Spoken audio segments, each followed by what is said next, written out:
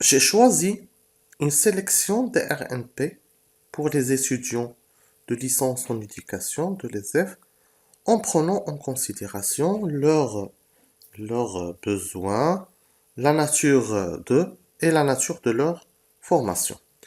Donc, j'ai choisi 5 catégories. Commençons par les plateformes d'apprentissage en ligne.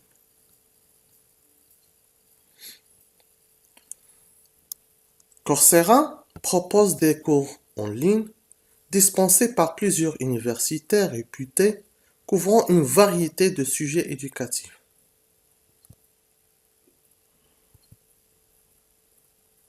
EDRAC est un portail de cours en ligne à but non lucratif créé par la reine Rania, l'Attallah de Jordanie, la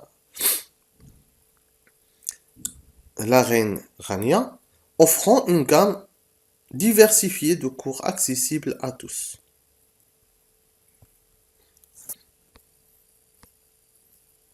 Passons aux bases de données de recherche.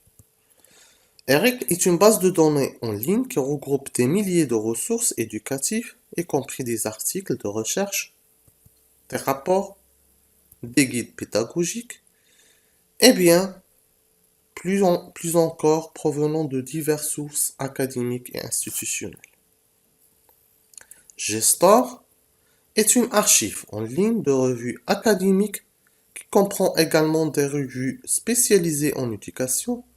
Cette plateforme donne accès à une vaste collection d'articles scientifiques, de rapports de recherche et d'autres documents pertinents pour les professionnels de l'éducation et les chercheurs.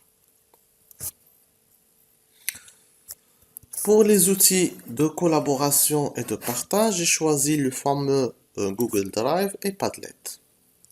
Google Drive est une plateforme de stockage en ligne qui permet aux utilisateurs de créer, stocker et partager des documents, des présentations, des feuilles de calcul, etc.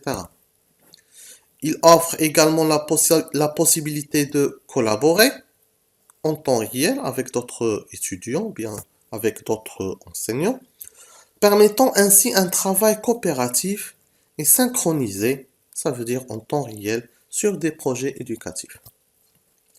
Padlet, quant à elle, c'est une plateforme de tableau blanc virtuel qui permet aux étudiants de partager des idées, des ressources et de collaborer sur des projets en ligne. Les utilisateurs peuvent ajouter des notes, des images, des vidéos et d'autres types de contenus sur un tableau partagé, facilitant ainsi la communication et la collaboration entre les membres du groupe.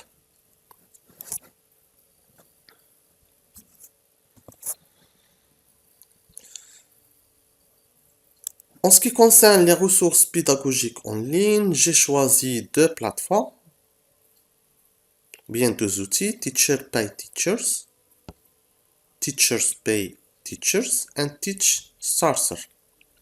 Concernant le premier outil, il s'agit d'une plateforme en ligne partage où les enseignants peuvent partager et vendre des ressources pédagogiques telles que des plans de cours, des activités et des feuilles de travail. Les enseignants peuvent parcourir une large gamme de ressources créées par d'autres éducateurs et acheter celles qui répondent à leurs besoins spécifiques.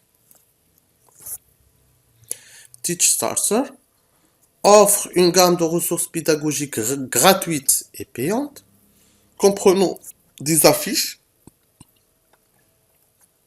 des activités et des fiches d'exercice. Les enseignants peuvent accéder à ces ressources prêtes à l'emploi pour enrichir leur enseignement, que ce soit pour compléter les leçons existantes ou pour introduire de nouveaux concepts en classe.